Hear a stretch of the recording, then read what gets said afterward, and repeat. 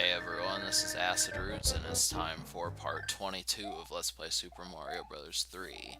So, among which some things have happened, and now I'm able to bring this to you a lot more often, so you're going to be seeing a lot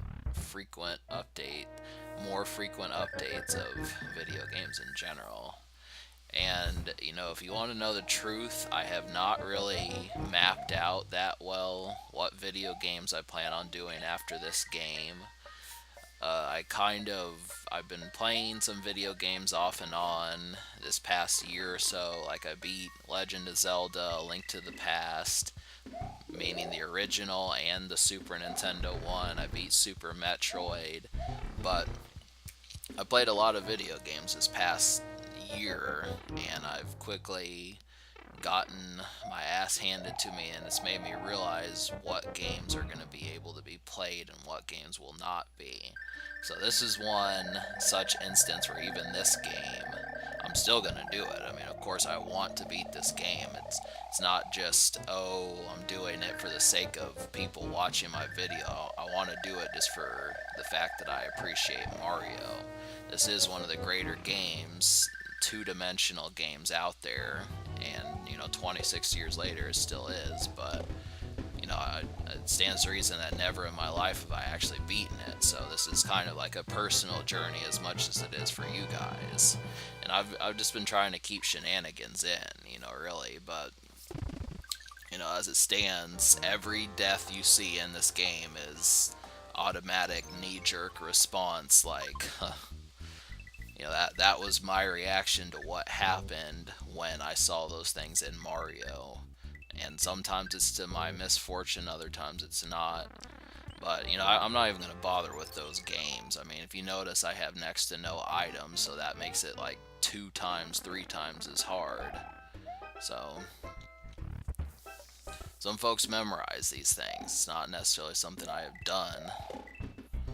But so I'm pretty good at this stage. I like it, and it's one of the vertical stages versus a horizontal one. And I don't really have a problem with that. But, as of the pipe world, you're going to be dealing with the pipe monsters, the piranha plants, and so that's the main enemy that's going to be here in this world. It's actually a pretty effective world when you look at it. I mean, almost any world that you take out of this game could be done in another video game, but this is one that not so much.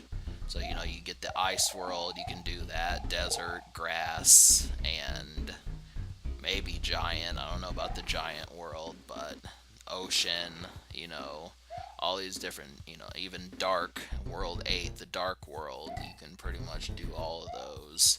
So, this is good to have some authentic Mario feels. But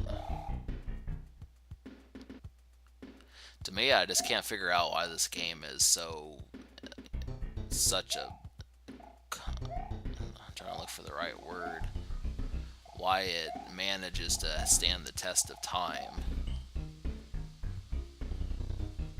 And I'm not complaining, of course. I don't want people to think I'm trying to undermine it or something like that. It just is strange to me that, But, if it ain't broke, don't fix it. I'm not gonna, ponder that much. This is something extra to keep on your mind, and it's definitely something that I consider. So, I guess we could get back to A Link to the Past story. So, yes, like I was saying last time, I did, and I just watched the last few minutes, so I knew that I said that, but I beat A Link to the Past, and it took 6 months. So I started up playing it in November 2015, and I beat it in June of 2016. So that was the thing. But really, it wasn't so much that I had a problem with it. It was simply that those last 3 or 4 dungeons from from the Ice Palace and Misery Mire onward, those are the ones that were the worst ones.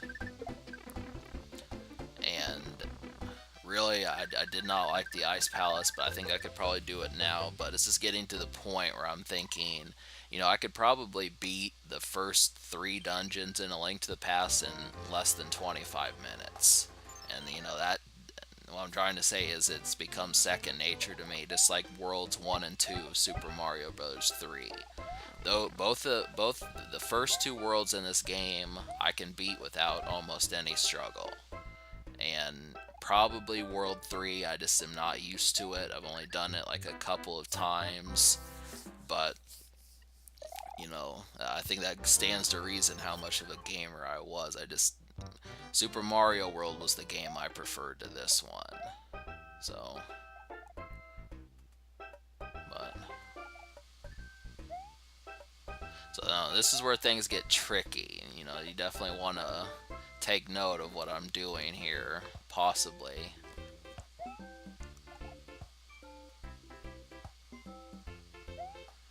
So I die a shit ton in this. These next handful of worlds get my goat, and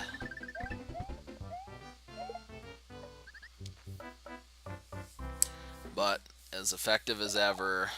I think this is actually the thing. I think really you're gonna find that. Uh, well, anyhow, so I've been seeing like top 10 lists on YouTube, things that are saying like this is the best, the best Super Nintendo games and the best RPGs and all that. But if I had to guess what my favorite worlds were or my favorite levels out of Mario, there's so many. I mean, that's the thing is Mario has done it, but I can't. I've never actually taken the time to thoroughly guess what my favorite stage was, or not just stage but world was. I think the giant world is pretty much the one that it is. But alright, we're probably going to wrap this up pretty soon.